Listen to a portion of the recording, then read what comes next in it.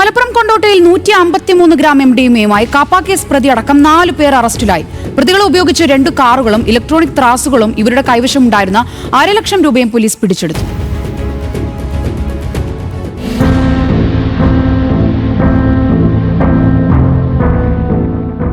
കൊണ്ടോട്ടി പുളിക്കൽ അരൂരിൽ നിന്നാണ് 153 gram രാസലഹരിയുമായി criminal സംഘത്തെ പോലീസ് പിടികൂടിയത്. രാസലഹരി വൻതോതിൽ ശേഖരിച്ച് പ്രതികൾ വിൽപ്പന നടത്തുന്നുണ്ടെന്ന് പോലീസിന് ലഭിച്ച രഹസ്യ വിവരത്തെ തുടർന്ന് ദിവസങ്ങളോളമായി നടത്തിയ അന്വേഷണത്തിലാണ് പ്രതികളെ വലയിലാക്കിയത്.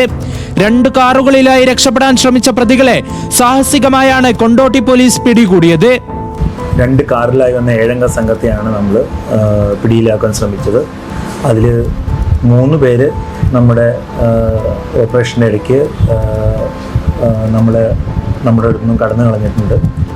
ബാക്കി 4 പേരുടെ കൈവശത്തു നിന്നും നമുക്ക് ഏകദേശം 150 ഗ്രാമോളം MDMA നമുക്ക് കണ്ടെടുക്കുവാനും അത് വിൽപ്പനയ്ക്കായുള്ള അതിൽ ക്യാഷും മറ്റ് പില്ലും എക്സ്റ്റസി എന്നറിയപ്പെടുന്ന പില്ലും കണ്ടെത്തിയിട്ടുള്ളതാണ്.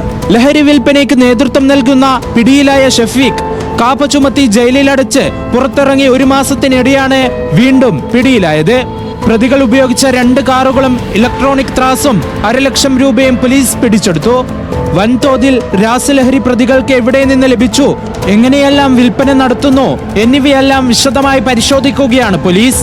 എക്സൈസ് ഉദ്യോഗസ്ഥരെ കാറിടിച്ച് കൊലപ്പെടുത്താൻ ശ്രമിച്ചതും വയനാട്ടിൽ 3.5 കോടി രൂപ തട്ടിയതും ലഹരി കളവ് കേസുകളിലും നിലവിൽ പ്രതിയാണ് ഷഫീഖ്. മലപ്പുറം കോടതിയിൽ ഹാജരാക്കിയ പ്രതികളെ 14 ദിവസത്തേക്ക് റിമാൻഡ് ചെയ്തു. ന്യൂസ് മലയാളം, മലപ്പുറം.